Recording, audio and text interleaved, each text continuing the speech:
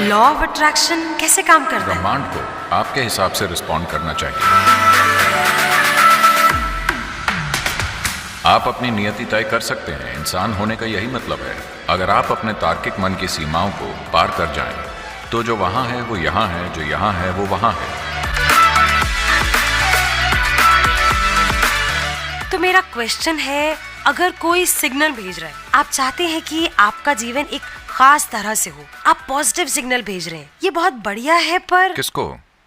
ब्रह्मांड को, इस ब्रह्मांड को। किस दिशा में, ऊपर या नीचे? यही तो मैं पूछ रही हूँ, लॉ ऑफ अट्रैक्शन कैसे काम करता है? लॉ ऑफ अट्रैक्शन हमेशा दो ऑपोजिट चीजों के बीच में होता है। हाँ, चाहे दो चुंबक हों या फिर दो ऑपोजिट स्त्री पुरुष हों या किसी भी तरह से, लॉ ऑफ अट्रैक्शन हमेशा ऑपोजिट्स के बीच होता है कि नहीं? उत्तरी ध्रुव से लेकर दक्षिणी ध्रुव तक, इससे लेकर उस तक, ये उसी तरह काम करता है जी। अब आप ब्रह्मांड की बात कर रही हैं, तो इसका मतलब आप इस ब्रह्मांड के लिए एलियन हैं? ब्रह्मांड का हिस्सा हूँ। अगर ब्रह्मांड का ही हिस्सा है, तो फिर यहाँ अट्रैक्ट करने की बात कहाँ से आती है? तो फिर कैसे, क्यों ये कहा जाता है कि आप अपनी नियति तय कर सकते हैं? आप कर सकती हैं। आप अपनी नियति तय कर सकती हैं। आपको करनी ही चाहिए। इंसान होने का यही मतलब है। जी। देखिए, अगर आप यहाँ इस धरती पर किसी और प्राणी के रूप में आई होती, उनके मजबूरी से बंधे चक्र होते हैं, वो उनमें ही जीते हैं। उनके लिए ये ठीक है, क्योंकि वो बस उतना ही कर सकते हैं। असल में अगर आप अपनी जिंदगी को देखें, तो आप उनसे कुछ बहुत अलग नहीं कर रहे जो दूसरे प्राणी कर रहे हैं। वो पैदा होते हैं, आप पैदा होते हैं। वो बड़े होते हैं, आप होते हैं। वो बच्चे पैदा करते हैं, आप भी करते हैं। वो मर जाते हैं, आप मर जाते हैं। कुछ भी बहुत अलग नहीं, पर इन्हीं सिंपल चीजों को हम जागरूकता से कर सकते हैं। इंसान होने का यही एक महत्वपूर्ण गुण है। जिस पल आप इसे, मान लीजिए आप अपने हाथ का उपयोग जागरूकता से करती हैं, अब यह हाथ वही करेगा जो आप चाहती हैं, है ना?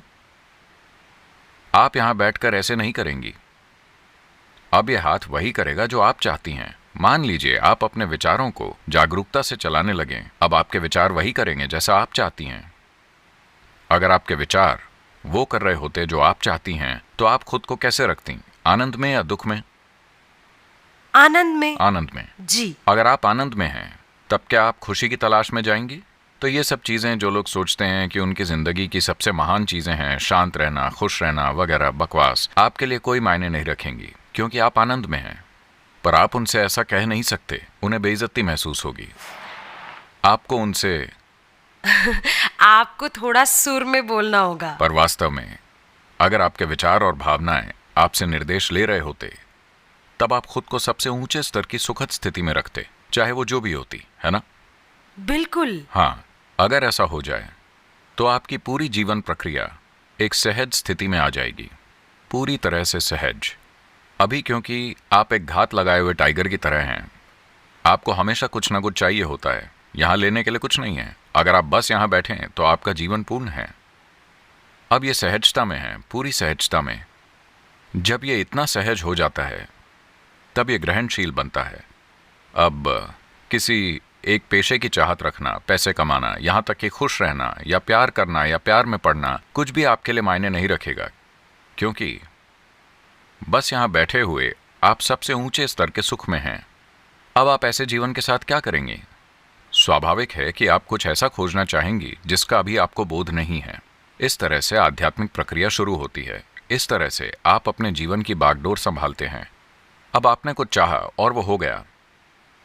मैं चाहता हूं कि आप ये समझें कि ज्यादातर लोगों के लिए वो जो चाहते हैं उसका 50% हो जाता है। बात बस इतनी है कि वो उन कुछ चीजों पर फोकस करते हैं जो नहीं हुई हैं। अगर आप सही से इसका आकलन करें, तो एक ठीक ठाक सेटल्ड समाज में वो जो चाहते हैं उसका 90% पूरा हो जाता है। ये बाकी का 10% है जिसकी वो शिकायत कर रहे हैं। हाँ। हेलो, क्या ऐसा नहीं है? आपकी जिंदगी का 90% वैसा हो रहा है जैसा आप चाहते हैं। 10% की आप शिकायत कर रहे हैं। आप कभी भी उस 90% का आनंद नहीं लेते, क्योंकि ये 10% वैसा नहीं हुआ जैसा आप चाहते हैं। तो पहले से ही बहुत हद तक आप अपनी नियति को वैसे भी तय कर रहे हैं। थोड़ा सा गड़बड़ हो रहा है, पर वो थोड़ा भी आपको परेशान कर सकता है। मान लीजिए आपको 100 किलोमीटर गाड़ी चलानी है, 90 किलोमीटर आप सही से गए जहां आप जाना चाहते थे, 91 किलोमीटर में आपका एक्सीडेंट हो गया।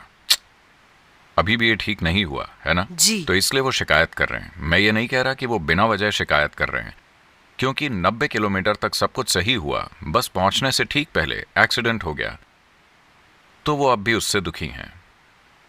अब अभी ऐसा इसलिए है क्योंकि हमारे चारों ओर परिस्थितियां होती हैं। हर एक परिस्थिति कभी भी बिल्कुल हमारे हिसाब से नहीं होगी, क्योंकि वो परिस्थिति बस मेरे बारे में नहीं है, उसमें कई सारे लोग शामिल हैं, कई सारी ताकतें शामिल हैं। जरूरी नहीं कि वो सब कुछ मेरे हिसाब से हो, पर अगर मैं अपने हिसाब से हो रहा हूं, मैं आनंद में हूं, ठीक है? चाहे गोल्फ बॉल सीधी जाए या उड़कर पहाड़ों में चली जाए, मैं तब भी आनंद में हूं। अगर आपको गोल्फ खेलने को मिल रहा है खेलने को अगर ना भी मिले तो भी।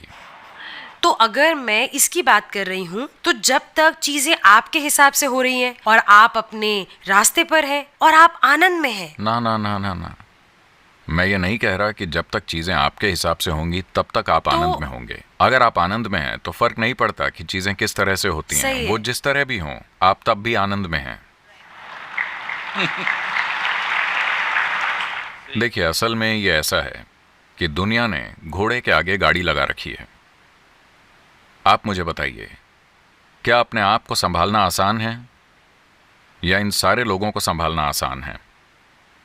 अपने आप को संभालना कठिन है। मेरा मतलब है अच्छा, आप इन सब लोगों को संभाल सकती हैं? कोशिश कीजिए। नहीं, मैं ये इसीलिए कह रही हूँ क्योंकि लोगों को ये समझ में नहीं आता कि उन्हें अपने आप को संभालना है और वो समाज को और समुदाय को और लोगों को बदलने की नहीं, कोशिश अभी कर आप रहे यहाँ हैं। बैठी हुई हैं। हाँ, क्या अपने आप को संभालना आसान है या फिर इन सभी लोगों को?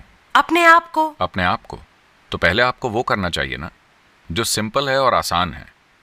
अगर आप अपने आप को संभाल लें तो फिर हम देखेंगे कि हमें इन सभी लोगों से कितना सहयोग मिलता है। अभी जब आप कहती हैं कि आप खुशी की तलाश में हैं, तो इसका मतलब ये हुआ कि आप चाहती हैं कि ये सब आपके हिसाब से काम करें।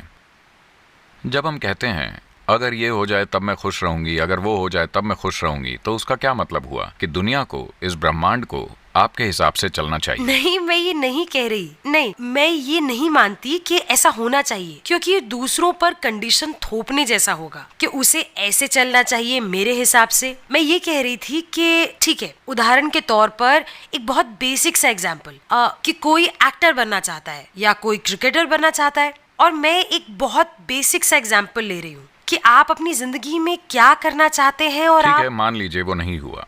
वो नहीं हुआ मतलब क्या? लोगों को आपकी एक्टिंग पसंद नहीं आई या सिलेक्टर्स को आपका क्रिकेट पसंद नहीं आया, ऐसा कुछ हुआ।